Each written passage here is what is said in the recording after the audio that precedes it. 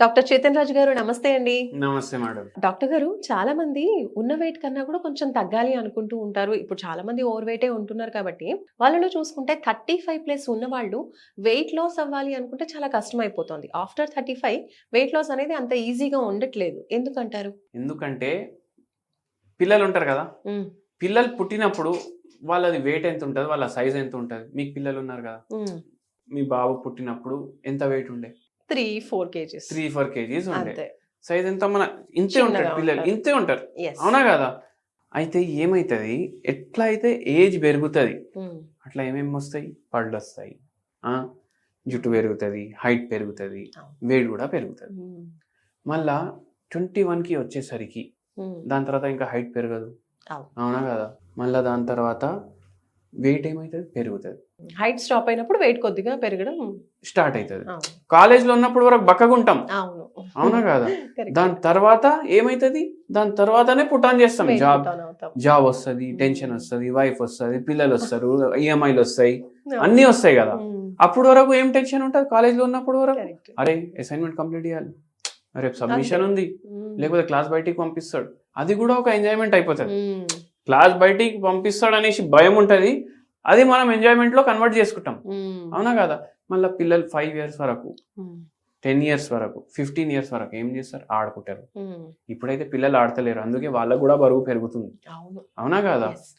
మళ్ళీ దాని తర్వాత స్కూల్కి వెళ్ళడానికి బస్సులో వెళ్ళడం, రావడం, మళ్ళీ ఆడికి వెళ్ళి నడుచుకుంటూ రావడం, బస్ స్టాప్కి వెళ్ళి. ఇప్పుడు ఏమైపోతుంది, ఒక్కసారి కాలేజ్ అయిపోయింది.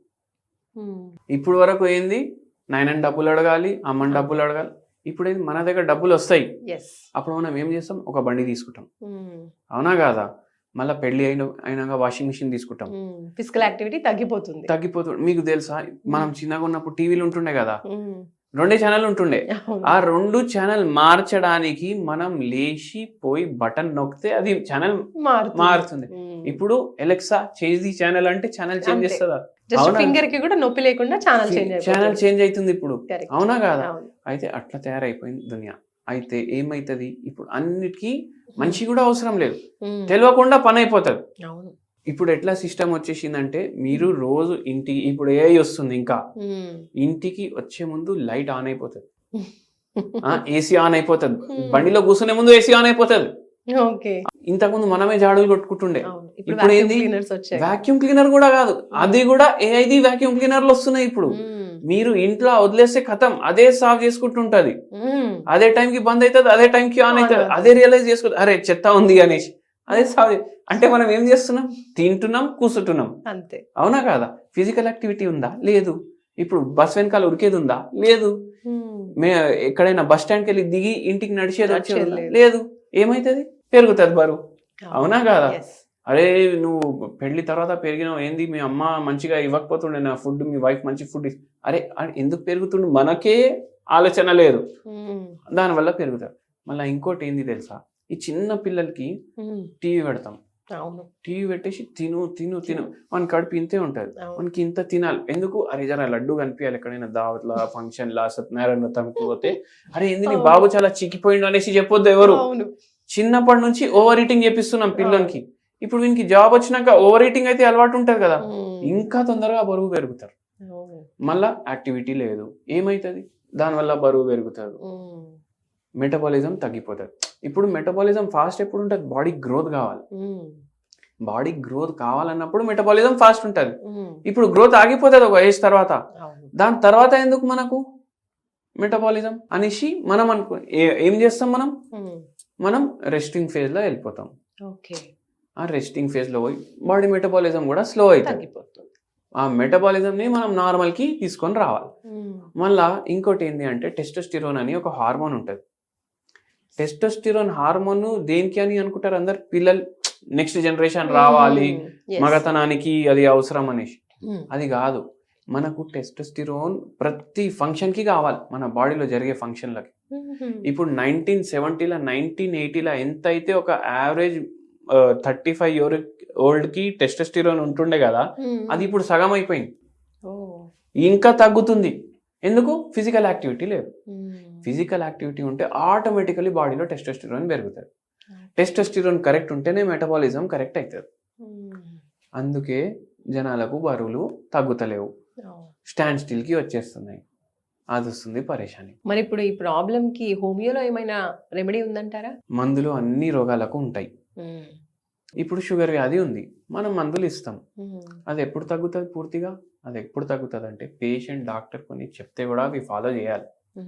ఏడ పడితే అది తినకండి. మనము డయట్ మనం మైండ్ పెట్టాలి, ఇది తింటే నా బరువు పెరుగుతుందా అని కూడా ఆలోచించే అవసరం లేదు. ఏమని ఆలోచించాలంటే ఇది టేస్టీ ఉందా లేదా అంతే చూస్తున్నారు. అది చూడాలి. కానీ ఏది 100 ఐటమ్లు ఉంటాయి మన ముంగట, ఏది మన నాలుకకి ఎక్కువ టేస్ట్ ఎక్కువసేపు ఉండదు, ఎక్కువ టేస్టీ ఎట్లా అనిపించదు, అది తినాలి. ఇప్పుడు బిర్యానీ ఫుల్ టేస్టీ ఉంటది, అది తింటే ఏమైతే బరువు పెరుగుతుంది, అది అవాయిడ్ చేయాలి as much as possible. Okay, so taste తక్కువగా ఉండేవి ప్రిఫర్ చేయాలి. ఓకే, అట్లా చేస్తే ఏమైతుంది, ఏది టేస్ట్ తక్కువ ఉంటది అంటే దేంట్లో అయితే ఫ్యాట్ తక్కువ ఉంటది, దేంట్లో ట్రాన్స్ ఫ్యాట్స్ తక్కువ ఉంటాయి, దేంట్లో సాచురేటెడ్ ఫ్యాట్స్ తక్కువ ఉంటాయి. ఇప్పుడు ఉల్లిగడ్డ ఉంటది, కీరా ఉంటది, ఇది టేస్ట్ మీరు నమ్లించినప్పుడు వరకే దాని టేస్ట్ ఉంటది. అవును, మింగిన తర్వాత దాని టేస్ట్ ఉండదు మీ నోట్ల. బిర్యానీ ముద్ద ఒకటి పెట్టుకుంటే ఏంది, హాఫ్ అన్ అవర్ తర్వాత కూడా దాని స్మెల్ వస్తూనే ఉంటది, చేతులలో కూడా దాని స్మెల్ వస్తూనే ఉంటది. ఫ్లేవర్ అంటే ఏంది, అది హాని చేస్తుంది మీకు.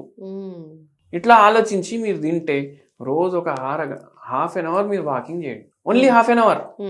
ఆ హాఫ్ అన్ అవర్, అమ్మా హాఫ్ అన్ అవర్ ఎంత బిజీ ఉంటా నేను అంటే మీటింగ్లు ఉంటాయి, కాళ్ళు ఉంటాయి, ఆడికి వాళ్ళు ఈడికి వాళ్ళు, వాటితో మాట్లాడాలి, కంప్యూటర్ స్క్రీన్ ముందు ఉండాలి, అవన్నీ ఉంటాయి కదా మీకు. 24 గంటల్లో 30 నిమిషాలు, సరే అది కూడా లేదు, 24 గంటలు ఉంటాయి కదా, గంటకెళ్ళి 1 నిమిషం పక్కకు పెట్టేసేయండి, 24 నిమిషాలు తయారవుతాయి. దాన్ని మీరు 3 తోటి డివైడ్ చేయండి, 3 8 24, 8 minutes, 3 సార్లు 8 minutes వాకింగ్ చేయండి. ఓకే, సో 3 పూటలా తిన్నట్టుగా 3 పూటలా జస్ట్ ఒక 8 minutes వాకింగ్ చేయండి. లేదు అంటే గంటకి ఒక 5 నిమిషాలు చేయండి. ఓకే, సో మొత్తం హాఫ్ అన్ అవరే కాకుండా ఇలా బ్రేక్ ఇచ్చుకుంటూ ఎందుకంటే కొందరు చాలా బిజీ ఉంటారు కదా, వాళ్ళకు ఇట్లా తినే టైం కూడా ఉండదు, వాటర్ తాగే టైం కూడా ఉండదు. అట్లా సూపర్ అన్నమాట. సో అట్లా కూడా డివైడ్ చేసుకొని కూడా వాకింగ్ చేయొచ్చు. అట్లా డివైడ్ చేసి కూడా వాకింగ్ చేసుకో. Okay, right. Thank you doctor గారు. నేను మెడికేషన్ అడిగాను, బట్ మెడికేషన్ కన్నా ముందు ముఖ్యంగా కావాల్సింది ఏంటి, ఏం చెయ్యొచ్చు అనే ఐడియాస్ ఇచ్చారు. నిజంగా చాలా మందికి హెల్ప్ అవుతుంది. థ్యాంక్ యూ సో మచ్ అండి. నమస్తే.